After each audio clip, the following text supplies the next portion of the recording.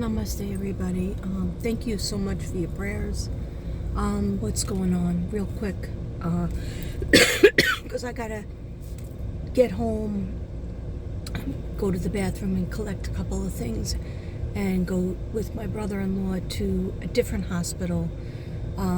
So Devin and I went to the emergency room of our hospital today because he started getting real bad pains. After feeling better, he thought maybe he passed the stone. Sorry, I got such a bad headache. My head is killing me. Anyway, so he thought he passed the stone, but then all of a sudden, because he stopped taking his medication, because he was like, why should I take the medication if I don't have pain? Right? It doesn't work that way. Like, he literally thought he was going to get rid of this stone by himself. He really did. And they were like, it's 8 milligrams. It's not going to go away by itself. You're going to have to get something done. And the urologist didn't call us back. And then when we finally got the information, the urologist was not going to meet with us until September 7th or September 10th. And that would just be the first meeting. That wouldn't mean they were doing anything. So all of a sudden it felt like somebody was hitting him in the back, and I gave him his medicine, and he was like, it's not working. I let's take me to the ER, for the real hospital ER that's connected with the hospital that we go to. So we did. We got there. Right away they took him in because he was like sweating all over the place. His shirt, I have it right here, soaking wet, because he wanted to put it back on when he was leaving to go from one hospital to the other by ambulance, because he was like mixed up. They have him on all different meds and finally morphine because the pain kept coming back. Anyway, they did a sonogram of his, they did a CT scan of his kidneys, and that 8 milligram was really 18 milligrams. 18 milligrams of a kidney stone. There's no way that he could pass that. Ever. So then they tell us the bad news that that hospital doesn't serve anybody anymore. So we have to go downtown, which is like across town. I don't know how to get there.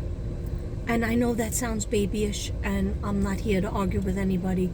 I'm a 58-year-old woman that is very challenged when it comes to driving somewhere like that's far for me.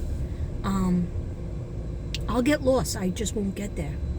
Nobody will ever see me again. Anyway, so I need my brother-in-law to help me. I need my stepson to help me, and they could do it.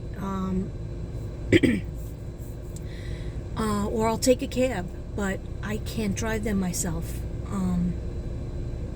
I just don't know how to get to that place. I get to all over this town, this part of town. I go to different schools. I can, drive myself to different schools, but when it comes to the other side, I don't know how to get there. I mean, I lived in Staten Island, and I can get lost in Staten Island, my whole life. Anyhow, so he has an 18 milligram stone.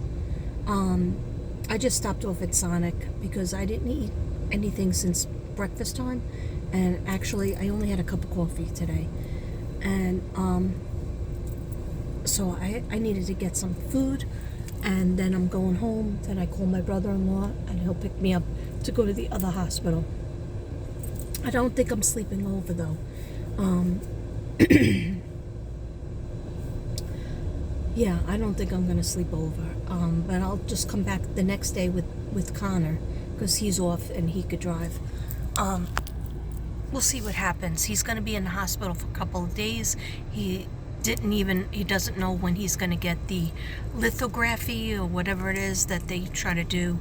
He's had it before, and it doesn't always work, but, let's pray for a miracle that it works.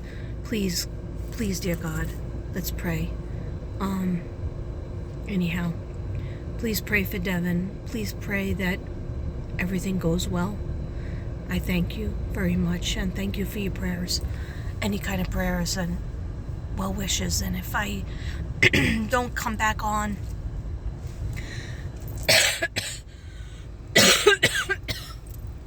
see, I don't like being in hospitals with the whole C word, you know. I don't like being in there. Anyway, if I don't come back on, don't think that I'm trying to ignore anybody. I just have little time. Like even just grabbing this bite to eat. Devin did call me. He got to the hospital by ambulance, and he said, you know, he just felt stressed out. And so I was talking to him as I was eating my burger. And then I said, he goes, well, you sound like you want to go. I said, yeah, I want to go so I can go home, call your brother, and then come to the hospital and bring him stuff. I have to bring his like wire, phone wire. I took his cane. I took everything. Anyway, please keep prayers up. Thank you. I appreciate it. Namaste.